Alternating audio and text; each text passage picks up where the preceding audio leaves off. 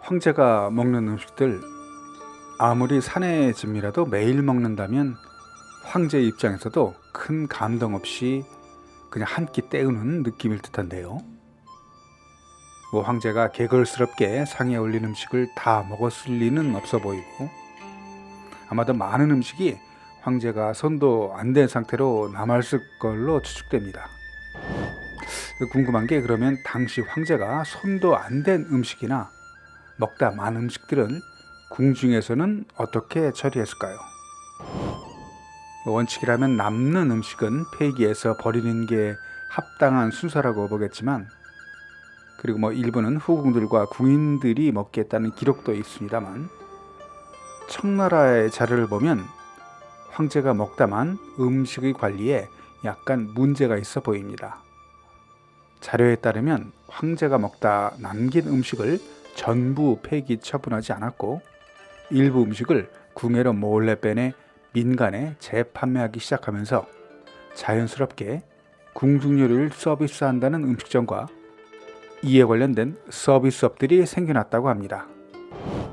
오늘은 황제가 먹다만 음식이 어떻게 민간에서 소비되었는지 한번 알아보겠습니다. 고대인들은 하루 2끼를 먹었다고 합니다. 황제도 예외는 아니어서 아침 식사는 오전 7시, 저녁은 오후 1시에 먹었는데, 아침과 저녁 식사 후에도 2번에 걸쳐서 죽이나 간식을 먹었다고 합니다. 그러니까 황제는 공식적으로는 2끼를, 간식으로 또 2끼, 총 4끼를 먹었다는 겁니다.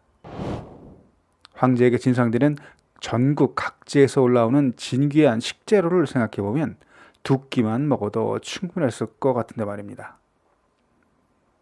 황제가 먹는 음식을 어선이라고 합니다.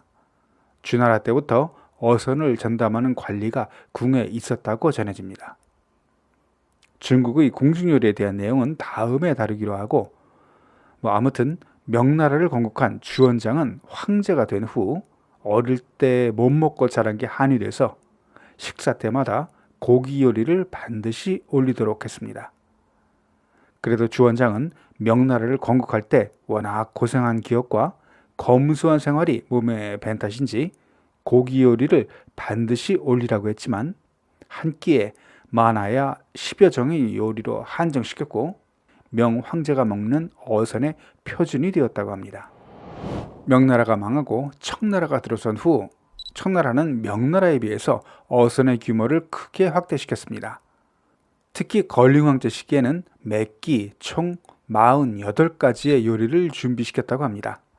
육류를 좋아하는 건림황제는 매끼마다 오리와 사슴고기를 즐겨 먹었고, 전국에서 진성된 귀한 과일과 계절 채소를 즐겼다고 합니다.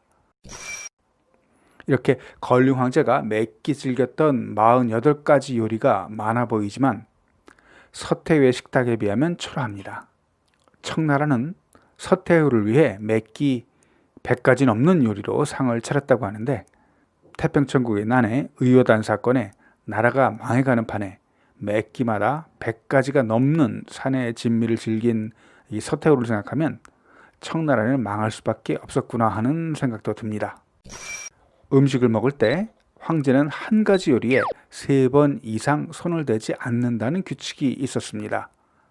어떤 요리라도 황제가 3번 숟가락질을 한 요리는 즉시 식탁에서 내려졌다고 하는데, 이건 황제가 좋아하는 음식이라면 국가 기밀에 해당하고, 독살의 위험을 고려해 황제의 최측근이 아니라면 비밀로 해야 했기 때문이었다고 합니다. 이렇게 하다 보니 매일매일 황제가 남긴 음식들이 엄청나게 많았다고 하는데요. 남은 요리나 빵, 간식 등은 궁중 법도에 따라 후궁들과 자식들에게 하사되기도 했고, 또 이들이 먹다 남은 음식은 내시나 궁녀들이 먹었다고도 합니다.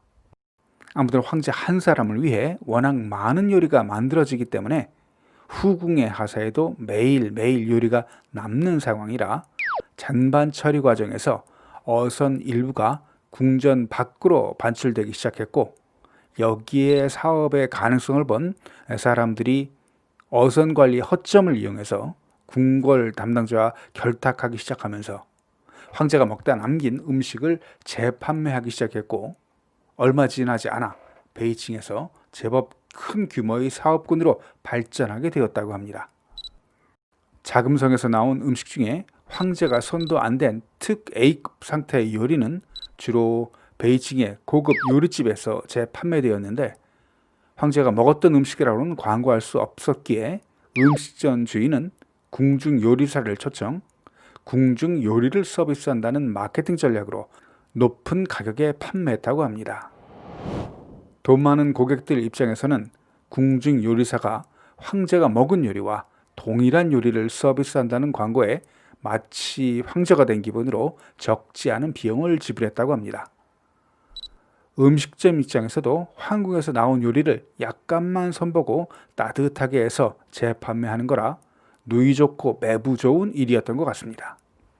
궁중에서 나온 특 A급 음식은 이렇게 최고급 음식점에서 유통되었지만 거의 F급인 동물에게도 먹이기 힘든 음식물 찌꺼기마저 유통되었다고 하는데,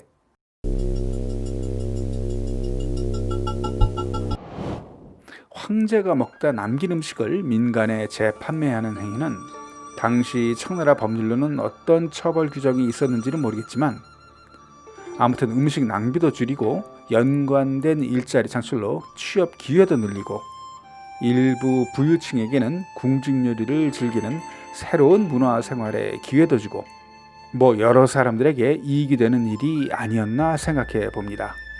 물론 위생의 관점에서는 심각한 문제가 있어 보입니다만.